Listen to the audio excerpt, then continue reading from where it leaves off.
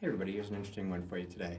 Here's how to get groups of five with your right hand on the ride cymbal, a la Tony Williams. So Tony Williams would do groups of five with his hand. There's a couple ways that I've seen do it. Here's two ways that I personally do it. I'm going to turn my so you can see. So here's my hand. So one way that I like to do this is to get a group. Well, first for group five.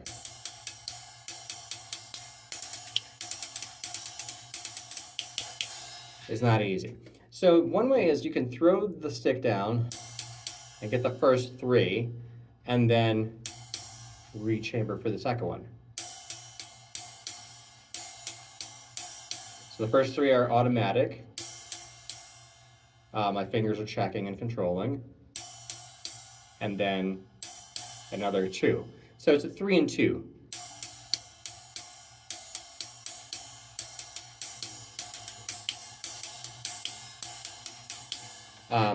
I personally, I think that's how Tony did it. I personally don't, have not worked on that enough, to be honest with you, to make it sound smooth without that accent on beat number 4. Like so. I was exaggerating, but that's the idea.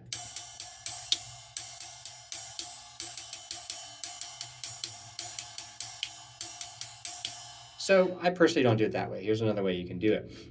You can literally just throw the stick down, boom, to get the first note. Stick will pop up. Your fingers are right here. This is why your fingers always have to be on the stick, by the way, so you can manipulate the stick, control those bounces.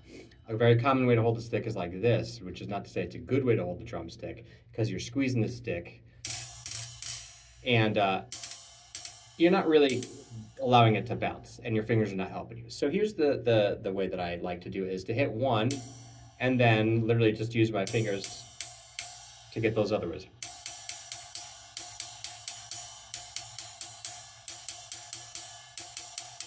I'm pointing my finger to show you that I'm not squeezing it like this and rolling it over. It's really just holding this here. My wrist is barely moving. It's all finger. So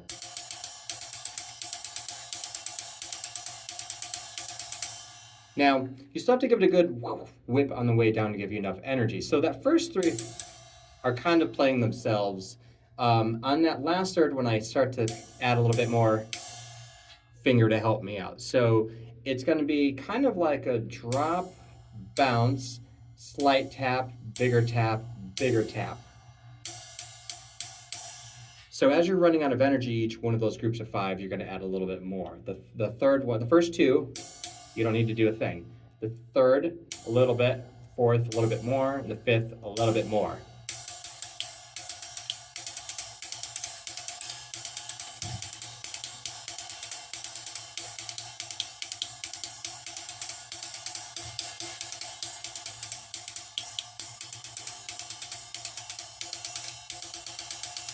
So that's done. And you could go more. That was 7 right there. So the idea is, if you have the proper grip and you're not squeezing it, and you have this molar grip, you can use the fingers to manipulate.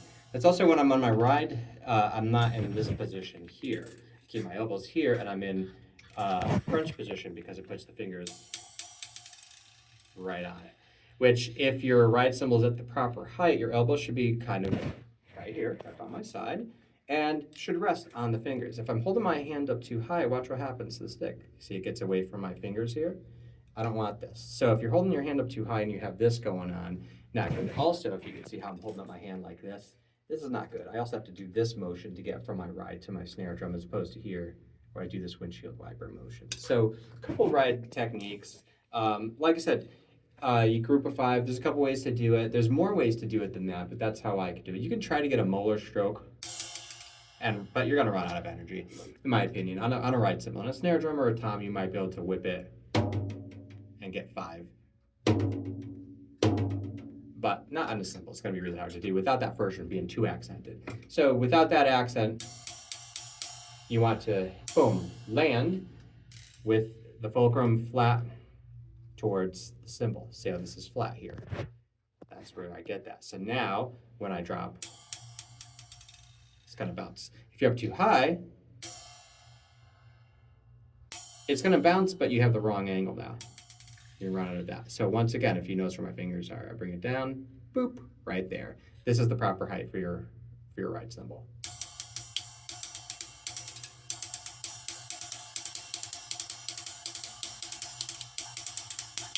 Anyway, that's it. Tony Williams 5.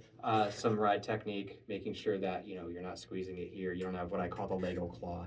Lego man's hands are like that. We don't want that. So just watch out for that. This one's not super easy, but work on it. If you have any questions, problems, concerns, you let me know.